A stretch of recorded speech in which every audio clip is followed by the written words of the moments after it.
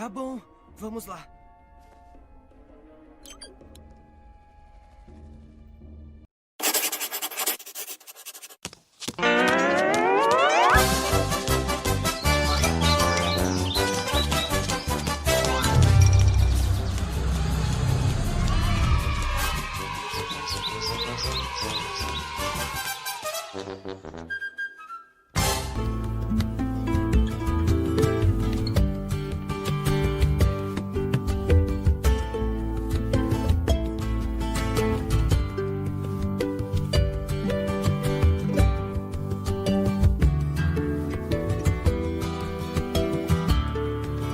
Histórias de Bons Malandros, série Inocência, episódio 15, Tio Pupa e o Sapo Fumador.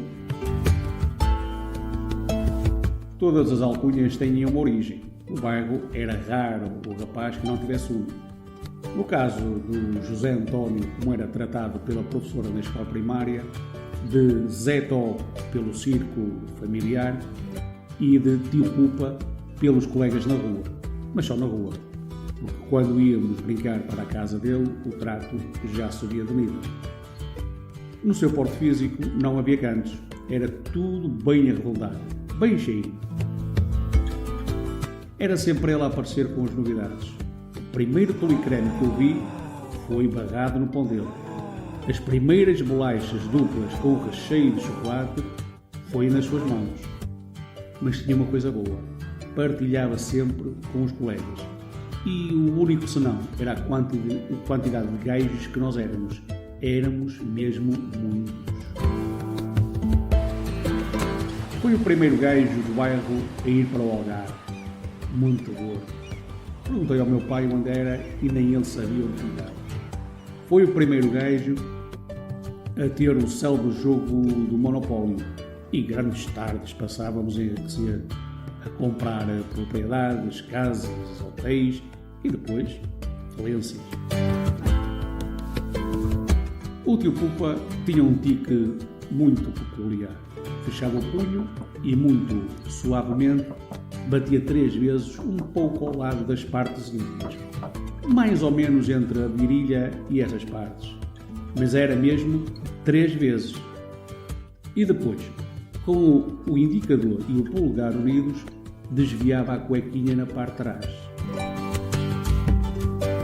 Era filho dos peixeiros, mas não era um peixeiro qualquer. Vivia bem avantajado. Foi o pai dele que nos cedeu a carroçaria de um caminhão para que a nossa banda de instrumentos musicais comprados nas barracas do São João, menos o dele, pudéssemos fazer os nossos concertos ao vivo. Desde que comecei a brincar com ele na rua, ainda antes de ingressarmos na escola primária, já o tratava por Tio Pupa. E penso que a origem dessa alcunha teve origem nas guloseimas que ingeria. Como a grande maioria dos rapazes do bairro, também ele jogava bem à bola. Mas devido ao seu porte físico esférico, era sempre o que se cansava mais. E nas tradicionais corridas era sempre o último a chegar. Era um bom jogador de concha. Neste tipo de jogos em que era preciso só pensar e ter algum jeito, safava-se bem. Numa noite de verão, daquelas noites que, se não fosse para fazer asneiras, era quase certeza para fazer asneiras, encontramos um enorme sapo.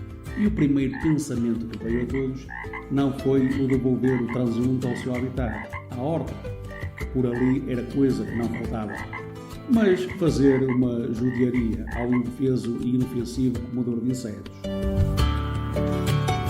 Como estávamos mesmo junto à casa do Tio Pupa e o pai dele fumava, foi ir buscar um cigarro e obrigar o pobre réptil a fumar.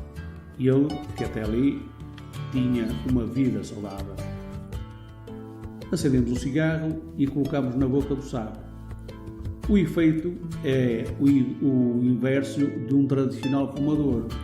O fumo não é expelido. O sapo ia ganhando volume.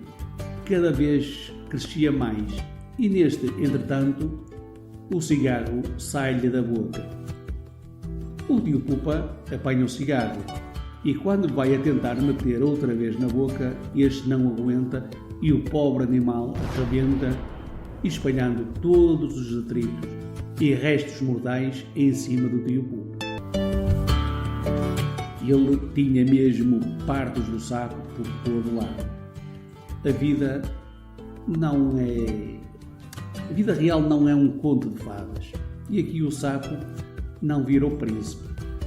Não sei se foi o sapo que virou o tio Pupa ou o tio Pupa virou o sapo.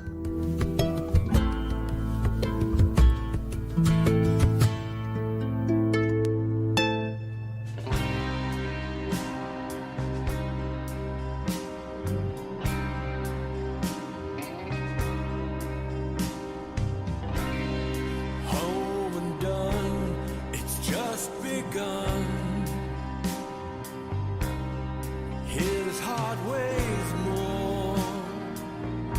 more than it ever did before.